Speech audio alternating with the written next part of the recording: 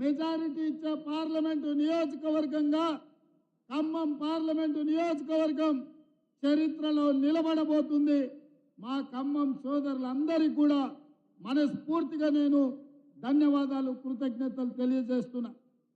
మిత్రులారా, ఖమ్మం జిల్లాకు ఒక గొప్ప చరిత్ర ఉన్నది, ఒక గొప్ప పోరాట పటిమ ఉన్నది.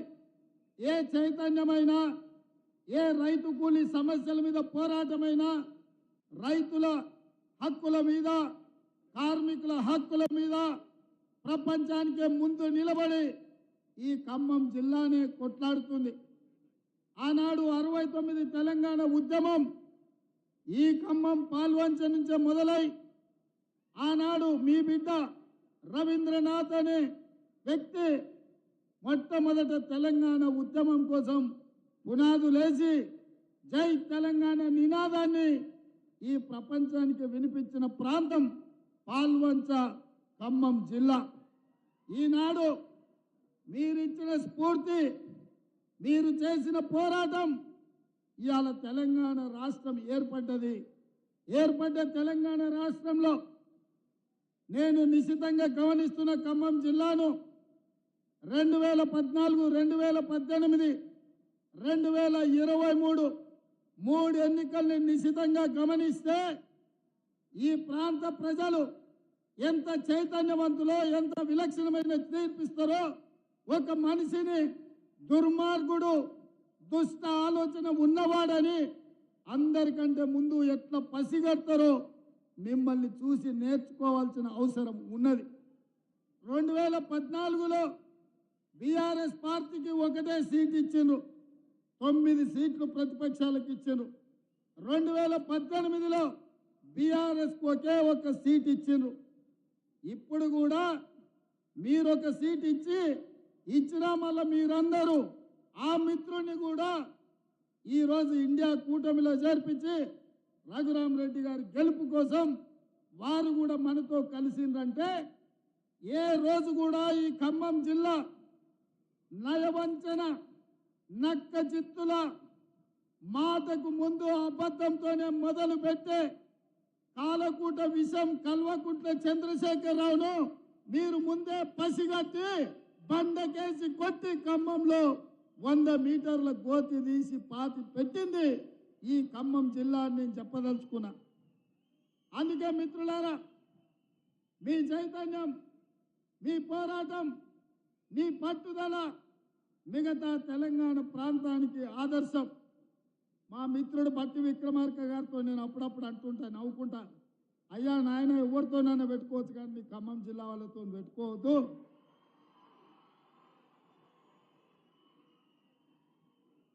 ఎందుకంటే ఎంత దూరమైనా మీరు అనుకున్న దానికోసం కొట్లాడతారు.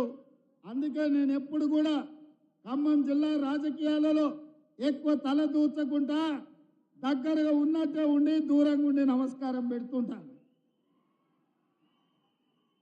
ఆనాడు వైఎస్ రాజశేఖర రెడ్డి గారు ముఖ్యమంత్రిగా ఉన్నప్పుడు కూడా ఢిల్లీ పెద్దలు చెప్పిండ్రు, ఉమ్మడి రాష్ట్రంలో 23 జిల్లాలు ఉంటే నువ్వు 22 జిల్లాలకే ముఖ్యమంత్రివి, ఖమ్మం జిల్లాలో మాత్రం ప్రతి కాంగ్రెస్ పార్టీ కార్యకర్త ఒక ముఖ్యమంత్రి ఉంటాడు, వాళ్ళ సమస్యల మీద వాళ్ళే కొట్లాడుకుంటారు, వాళ్ళకు వాళ్ళే నాయకత్వం వహించుకుంటారు, వాళ్ళకు వాళ్ళే పార్టీని గెలిపించుకుంటారు. మనం వాళ్ళకు సహకరించాలి తప్ప మనం వాళ్ళ విషయంలో ఎక్కువ కలగజేసుకోవద్దని ఆనాడు వైఎస్ రాజశేఖర రెడ్డి గారికి చెప్పింది ఈనాటికి నాకు గుర్తుంది. ఎందుకంటే నేను ఒకసారి కాంగ్రెస్లో చేరిన తర్వాత ఢిల్లీలో పెద్దల్ని అహ్మద్ పటేల్ గారిని కలవడానికి పోయినప్పుడు నాకు ఈ విషయాన్ని గుర్తు చేసింది. అందుకే మిత్రులారా, ఈ ఖమ్మం జిల్లా చైతన్యవంతమైన జిల్లా, ఈ ఖమ్మం జిల్లా దేశ రాజకీయాలకు ఒక దిక్సూచి, రాబోయే మార్పును, జరగబోయే పరిణామాలను ముందుగానే గుర్తించి ఈ దేశ ప్రజలకు ఏది మంచిదో ఆ రకమైన నిర్ణయం చేయడంలో మీరందరూ కూడా దిట్ట. అందుకే మిత్రులారా, నిన్నగాక మొన్న చంద్రశేఖరరావు వచ్చిపోయింది మీ దగ్గరికి. ఆయన పాపం నామ నాగేశ్వరరావు గారిని బక్ర చేయడానికి, ఆయన చెవులో పువ్వు పెట్టడానికి ఆయన చెప్తున్నాడు వచ్చేది సంకీర్ణమే, సంకీర్ణంలో నామ నాగేశ్వరరావు గారిని మంత్రిని చేస్తా అని. నేను అడుగుతున్న ఏ సంకీర్ణంలో చేరుతావు? మా కాంగ్రెస్ పార్టీ ఆ ఇంటి మీద కాకిని ఇంటి మీద కూడా వాళ్ళనియదు. మా కార్యకర్తలు ఊరుకోరు. టిఆర్ఎస్ కాకి కాంగ్రెస్ ఇంటి మీద వాళ్తే అక్కడికక్కడనే మా కార్యకర్తలు కాల్ చేస్తారు. ఇక మిగిలింది బీజేపీ కదా, నువ్వు చేరబోయేది బీజేపీనే కదా చంద్రశేఖర్ రావు.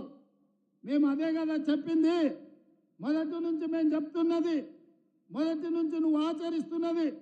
2014 నుంచి 2023 వరకు 9.5 సంవత్సరాలు చంద్రశేఖర్ రావు రైతు వ్యతిరేక నల్ల చట్టాలు వచ్చినప్పుడు, నోట్ల రద్దు చేసినప్పుడు, జిఎస్టీ బిల్లును తీసుకొచ్చినప్పుడు, ట్రిపుల్ తలాక్ చట్టాన్ని చేసినప్పుడు, సిటిజన్ అమెండ్మెంట్ యాక్ట్ను పొందుపరిచినప్పుడు, యూనిఫామ్ సివిల్ కోడ్ తెచ్చినప్పుడు, ప్రతి సందర్భంలో ఇక్కడ కారు గుర్తు మీద ఓట్లు వేయించుకొని ఢిల్లీలో కమలం గుర్తుకు తాకట్టు పెట్టిన చరిత్ర చంద్రశేఖర్ రావుది. ఇవాళ కూడా ఈ తెలంగాణలో గూడు పుటాని